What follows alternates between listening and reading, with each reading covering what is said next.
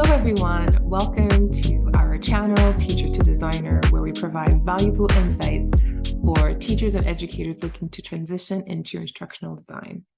In today's video, I will be sharing a step-by-step framework or guide on how to make the transition from teaching to instructional design. And I'm going to start with my own story. So I've been an educator now for the past 12 years. And although I had a passion, I really had a passion for teaching, and I still do have this passion, hence why I'm an instructional designer. I truly, genuinely love the art of teaching. However, I felt that in education, I was getting stuck. I was always doing the same thing. Yes, your students change, but I didn't feel as if I was growing. Hence why I decided to start some bunch of side hustles just to get myself, motivated in trying new things. But then I got myself really tired because not only I was teaching Monday to Friday, I was correcting, I was prepping for my students, I was supporting them and also their parents, sending the emails. Back then I used to work with students with learning disabilities. So you have to have a strong relationship, not only with your students, but also with the parents because of the difficulties that the students encounters. I was doing that. I was tutoring. I was working also in a clinic as a learning specialist where I would provide private one-on-ones, remedial classes or sessions on reading and writing and mathematics. So it was a lot. I was just drained. And when the weekend arrived, Saturday mornings I was working, and I really only had like my Saturday afternoonish and then Sundays. And I was just drained. And I'm like, how am I going to sustain this for the rest of my life? And how am I going to do this with children? I'm already tired, and I'm not even 30. Back then I wasn't 30 at the time when I was starting to have these questions about, can I stay in education? Is it really for me? Did I make a good choice? And I started Googling on the internet anything that I could do with a teaching degree, because I was like, I don't want to go back to university, spend another 3 or 4 years on a degree and still end up with similarly the same type of income. I wanted to increase my income without having to have side hustles. Because to me, it was important to, when building a family, to provide time for your family and prioritize that time with them. And when you have side hustles, it's extremely difficult to do so. So I've been turning in circles for I would say a good 3-4 years, not really knowing what I wanted to do. I knew that I wanted to get out. I was speaking about it. I was vocalizing it in hopes that something would fall down the sky and enlighten me and say, hey, Cass, you should be going in this direction. And then I moved to New York City, and then I thought, oh, I'm going to be working in a new school. My pay increased a lot because it was a private school, very, very known and elite. My pay did increase. I wasn't in the classroom, which was amazing. But at the same time, I felt I wasn't growing. And I was like, man, I want to do something else. I don't want to be stuck between the 4 walls of a school building. And I don't want to become a principal. That's not something that I'm interested in. What else may I do? And during that time, I received a grant. It was a grant for diversity, inclusion, and equity. And this grant was for me to conduct research and training for teachers and faculty and staff on how to be more inclusive in the workplace and how to provide an environment for students that is more open, more inclusive, and where our students feel a sense of belonging. And I jumped on this right on. I applied. It was a $10,000 grant. I was like, I'm getting paid to do research and train you. I'm like, yes, I'm doing this. At first, I didn't really think that I had it in me to be able to deliver training in front of like so many staff and faculty, because this was a huge school. So I was like, I don't know if I can do this. This is a lot for me. And then my husband was like, no, like, what are you talking about? You got this. You are so passionate about anything that has to do with inclusion and equity.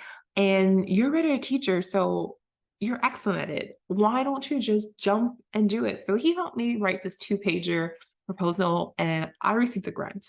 And that summer, all I did was read books, I did webinars, and I was prepared in September to start my training program.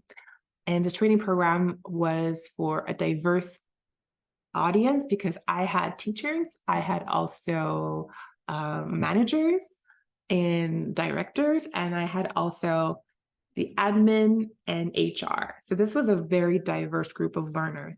So therefore, and I also had teachers who were working in the elementary and also high school. So I had to ensure that whatever I was presenting to my learners was relevant across the board, which was extremely challenging, but I succeeded in that. Whatever I was preparing was actually pertinent and helping and having an amazing transformational impact on my learners.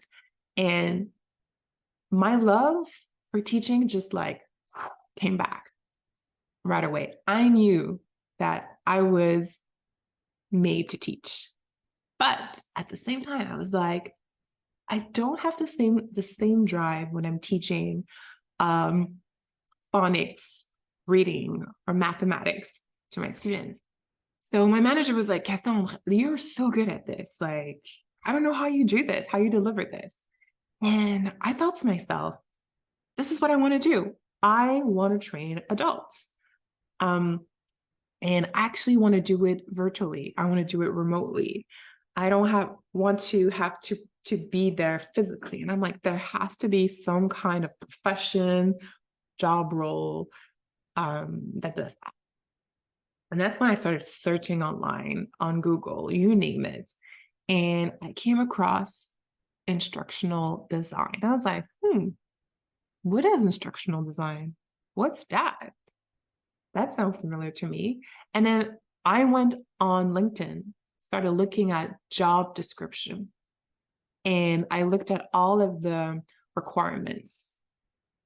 And I was like, well, these are things that I already do in the classroom. So I have a lot of transferable skills that apply to instructional design. And that's actually the first step. If you're interested in transitioning outside of the classroom to become an instructional designer, the first thing you need to do is to identify your transferable skills. I'm telling you, as a teacher, you possess valuable transferable skills that can be applied in instructional design. Your experience in designing lesson plans, creating engaging learning experiences, managing a classroom, this can all be applied to instructional design. Whether you are delivering online courses or training program, I'm telling you, it's transferable. All you need to learn is how to take your classroom vocabulary, jargon, comme on dit, like we say, and transfer this into a more corporate language. And that's something that I definitely can coach you on in my upcoming, we have an upcoming program that I'm working on, which is a step-by-step framework on how to break into instructional design. But that's step number one. Identify your transferable skills. You have so many transferable skills, I'm telling you. So that's what I did. I took a sheet of paper and then I wrote all of the skills that I've had that I have, the experiences that I have that transfer directly to the type of jobs or roles that I was seeking. Number 2, you need to learn the tools of the trade, which includes softwares as Articulate Storyline, Adobe Captivate, and Camtasia, which are commonly used to create e-learning courses. You're going to see there are certain tools that you're going to be more inclined in using. Like, for example, I love the Articulate, Rise, and Storyline tools. I don't really use the Adobe Captivate, and I don't use Camtasia. Well, it's only because my employer pretty much gives me like the green light, well, to use whatever I want to use. But obviously, when you look at job descriptions, if you see that they say, well, the candidate must know how to use Adobe Captivate or Camtasia, then obviously you're going to, if this is really a role that you want, you're going to invest your time in learning these tools. Then the third step, you need to build your portfolio. One of the best ways to showcase your skills as an instructional designer is building a portfolio. This can include projects you've been working on, instructional design simples, and any type of relevant work that you believe should be on your portfolio. Creating this portfolio will only help you demonstrate your skills, but will not only help you demonstrate your skills, but will also give you a competitive edge in the job market. So definitely need to work on that portfolio. I look forward to seeing you on our next episode. Stay tuned.